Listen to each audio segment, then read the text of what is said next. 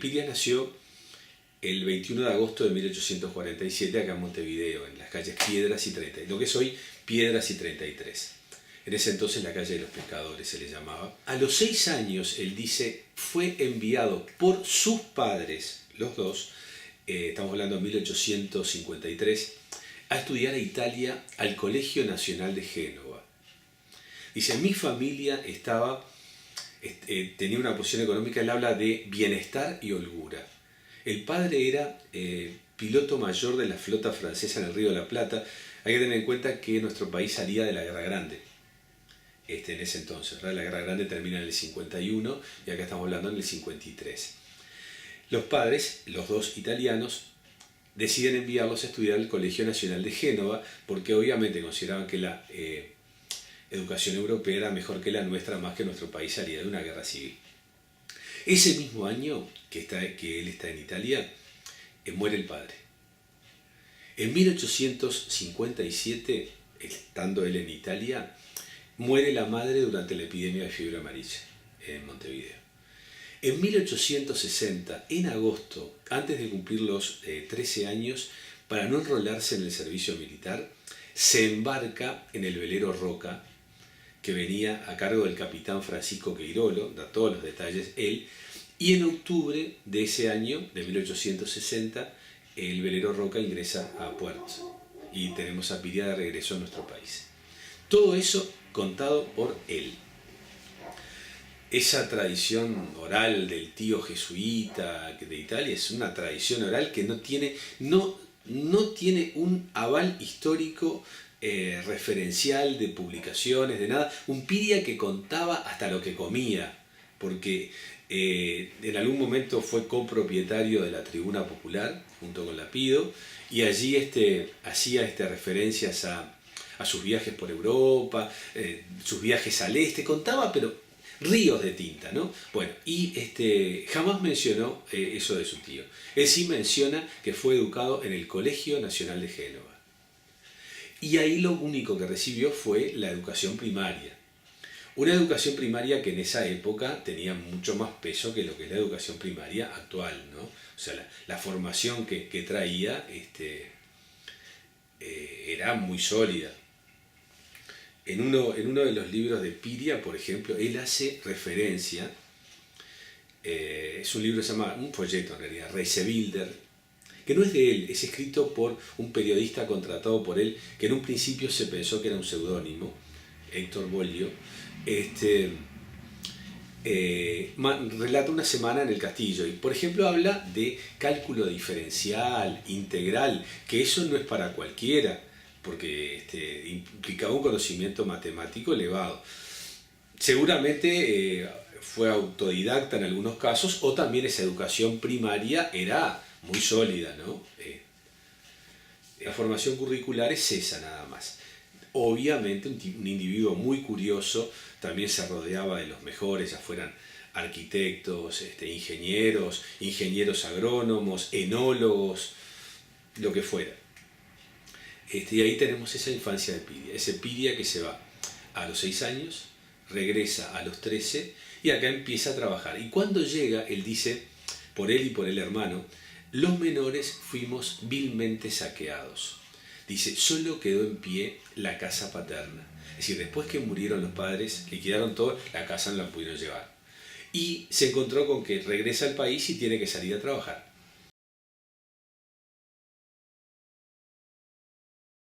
Tenemos en los trabajos más modestos. Contado por él, hay 2 trabajos que fueron los 2 únicos como asalariado. Una fue peón rural en una estancia del Valle Fuentes, en la zona de Minas, en la estancia de Eugenio Furcade. Y otro ingresando como soldado de línea en el batallón 3º de Guardias Nacionales al mando del coronel Moratorio. Esos son los 2 únicos trabajos, un Piria con 13 y 16 años. Incluso cuando se presenta en el batallón 3º no lo querían admitir porque no tenía 18 años. Y él se presenta con la consigna, soy blanco y vengo a defender a mi partido. Las Guardias Nacionales habían quedado como de los nacionalistas, ¿verdad? Frente a otro, el ejército, vamos a decir, oficial, que era colorado. Y ahí lo acepta. Y Piria cuenta en la tribuna popular, obviamente más adelante, ¿no?, sus andanzas como soldado.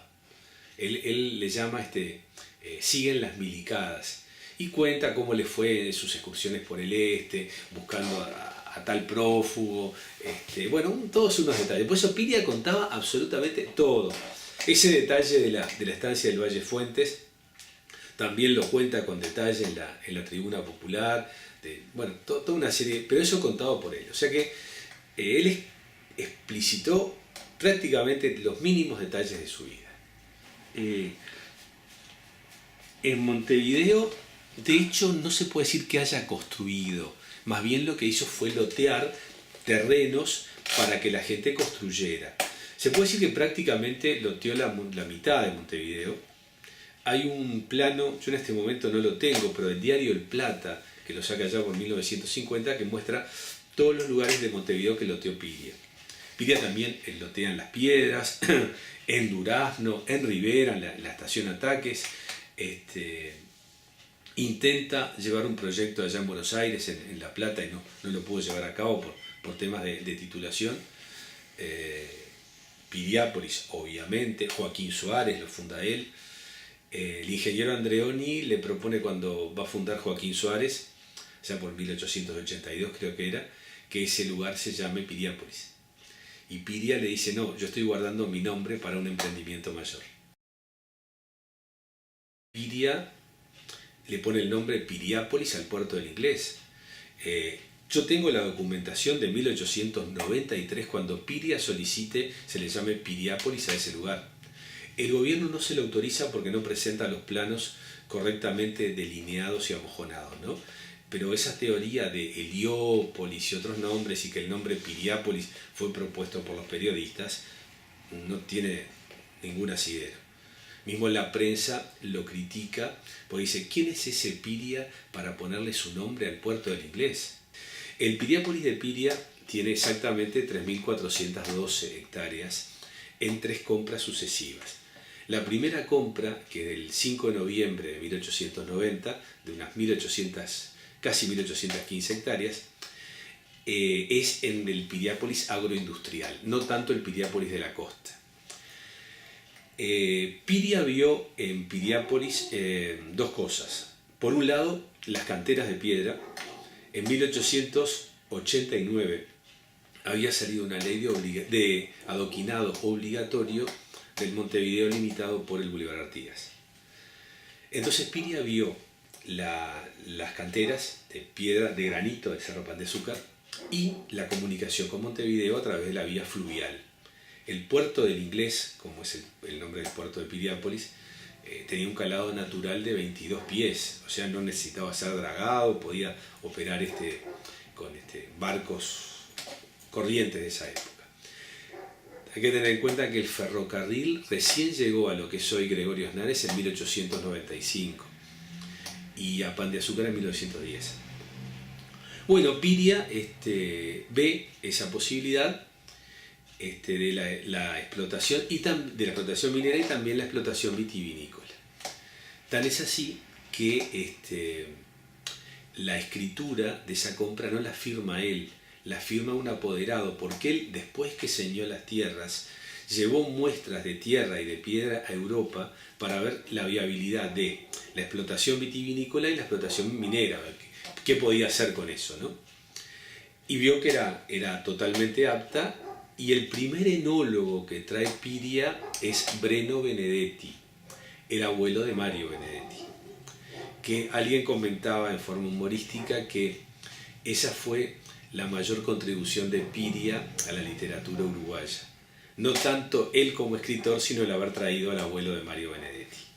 Tienen serias diferencias con él, esto estamos hablando en 1893 por ahí, y se pelea el abuelo de Mario, y si el abuelo se viene a Montevideo, Piria también se queja de que había tenido un enólogo que había puesto un compuesto químico parasitario que había quemado todas las plantas. Y trae a otro enólogo, Próspero Renaud, de la región de Aviñón, para que le regentee el establecimiento que ya se desarrolla. y trae al señor Monsieur Gilly al señor Gilly de Nimes para que le instale los toneles. La bodega de Piria estaba, y todavía está, enfrente al castillo. Al costado estaba el chalet que le hace Piria para el enólogo. Esto lo cuenta con pelos y señales en ese folleto de 1899. Dice que la bodega quedó inaugurada el 28 de febrero de 1899, con una capacidad de producción de 360.000 litros. Los vinos de Piriápolis, de la bodega Piriápolis, se vendían en Montevideo en un local que estaba en 18 y antes. Y eso fue lo que hizo conocer el nombre Piriápolis por primera vez, antes que el balneario, en Montevideo. Yo te diría libros de publicidad, fundamentalmente de sus remates. Y él aprovechaba en esos libros para despacharse a gusto con una crítica social enorme, contra todas las instituciones que se le ponían por delante. Y como te decía, la iglesia, la política, la masonería. Por ejemplo, él hablaba, decía por ejemplo, los funcionarios públicos, él les llamaba presupuestívoros, porque vivían del presupuesto, ¿no? A la iglesia, él criticaba a la iglesia de la pompa y el boato, porque él se decía amigo del cura pobretón y solidario. Sí, él admiraba a la hermana Francisca María Rubato, la superiora de las hermanas capuchinas, y en uno de los libros hay una carta de Piria a ella, donde Piria le dice: hermana, me gustaría ser mujer. Ella le pregunta por qué, en otra carta, ¿no? Y él le responde: para poder darle un beso, porque era tal la admiración que tenía. Es más, Piria con su hija es padrino de la capilla que está ahí en Nuevo París, de las hermanas capuchinas. O sea que su relación con la Iglesia Católica era ambigua, en el sentido de que con las autoridades no andaba muy bien, pero con los sacerdotes vamos a decir, de a pie andaba mejor. En Piriápolis había una iglesia desde el año 24, obviamente la capilla San Francisco, ¿no? Todo Francisco. Y sigue funcionando actualmente, el Colegio San Francisco funciona allí, donada por Piria. Tenemos a San Antonio, tenemos la Virgen de los Pescadores, tenemos más adelante en la costa San Pedro. O sea, la densidad de imágenes religiosas en Piriápolis creo que no se debe dar en ninguna otra ciudad del mundo, en tan poco espacio, tantas imágenes religiosas. La cruz del Cerro Pan de Azúcar, que no es así, no es de Piria. El Cerro del Cristo, una imagen del Cristo que él coloca, que ahora se destruyó enseguida, ¿no? Porque era de terracota. O sea que marcamos una relación de admiración por la Iglesia católica, pero la Iglesia no de las autoridades, ¿no? Tenía buena relación con Luis Alberto Herrera, con Baltasar Brum, con Terra. El presidente Campistegui se hospeda en el argentino siendo presidente, pero no con la parte más radical cercana a Valle Ordóñez. Él fundó en 1919 el partido de la Unión Democrática, que era un partido de industriales y comerciantes. Él es candidato a diputado.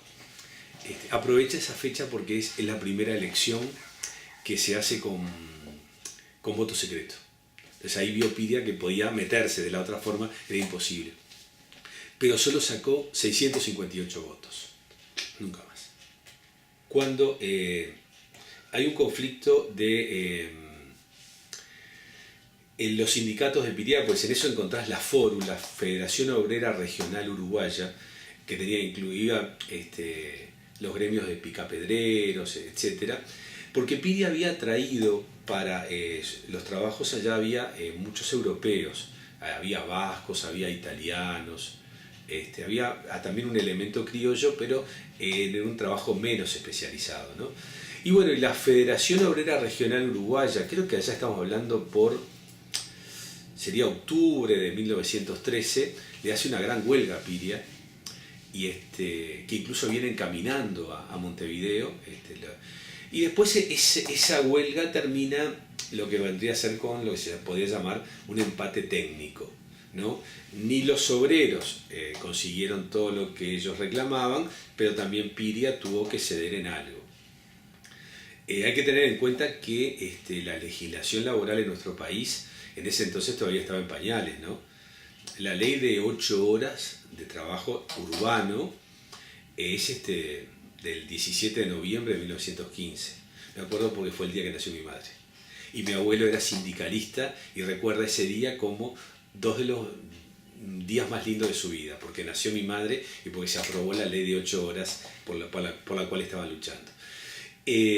Recién la legislación en cuanto al trabajo rural, allá en 1923 empieza a aparecer con algunas otras cosas, ¿no? O sea que en ese entonces todavía todo estaba en pañales. Si leemos los reglamentos de Piria que están por allí, el reglamento de Piria y los salarios eran los salarios de la época, no ni mejores ni peores, eran en algunos casos hasta mejor, porque hay que tener en cuenta que lo de Piria en muchos casos era actividad rural, ¿no? Piria tenía 19 cuando se casó con ella y Magdalena 16. Se casaron en 1866. 1880 fallece Magdalena junto con el quinto hijo de Piria. Piria tenía como hijos a Adela, Francisco, Arturo y Lorenzo. Y fallece Magdalena junto con un niño de 20 días que era Adolfo Arístides. Entonces, el cuerpo de Magdalena es desenterrado, después obviamente fue colocado en una urna, fue reducido, y Piria solicita en 1891, para construir esta tumba, que sean trasladados los restos de Magdalena en una urna de mármol blanco, y luego sea enterrado él cuando fallezca, y después la tumba sea cerrada. No se abra nunca más y no se entierre a nadie más allí. La familia lo respetó eso, jurídicamente no tiene ningún valor, pero la familia sí lo respetó. La tumba de Piria se entra por detrás, no por delante. No tiene subsuelo, los planos muestran que es hacia arriba, no tiene para abajo.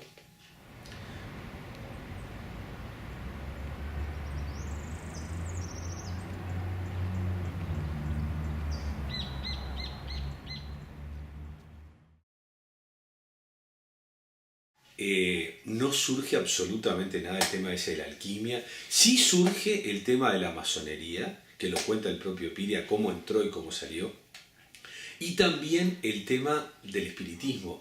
Yo tengo escritos por Piria detallando, por ejemplo, una sesión espiritista en Italia, con pelos y señales, ¿sí?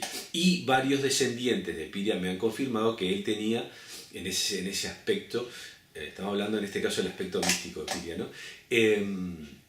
Un interés en comunicarse con su primera esposa, con Magdalena, que había fallecido en 1880.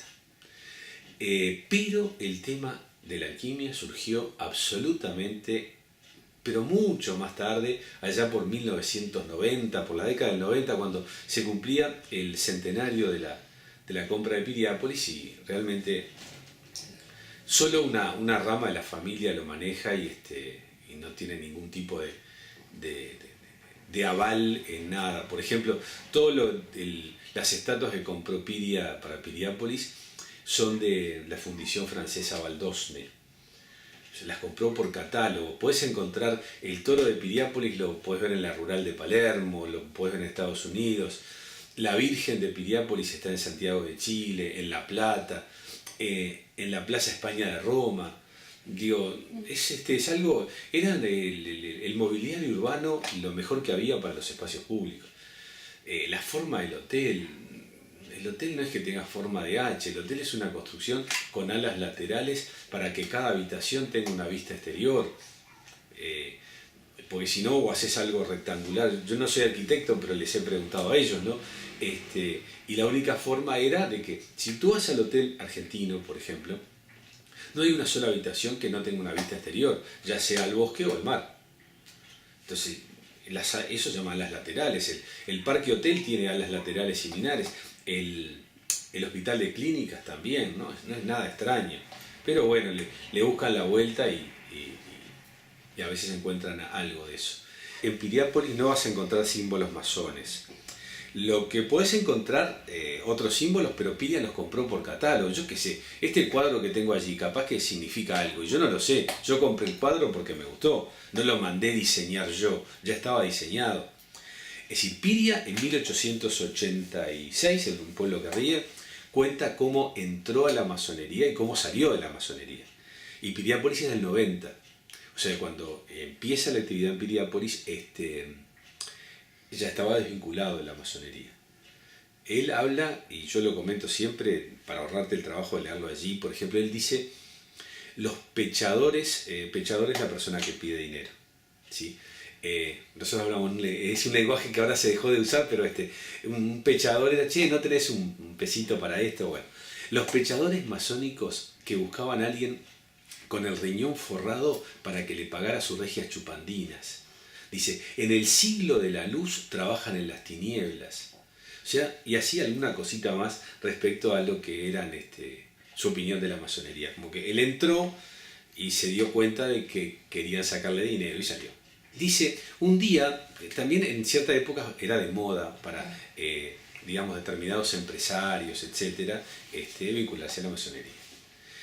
Por ejemplo, cuando se habla de la fuente de la Plaza Matriz, que la fuente de la Plaza Matriz tiene símbolos masónicos claros, además de faltas de ortografía, que si tú lo vas a ver que en lugar de constitución dice constitución, en lugar de independiente te dice independiente.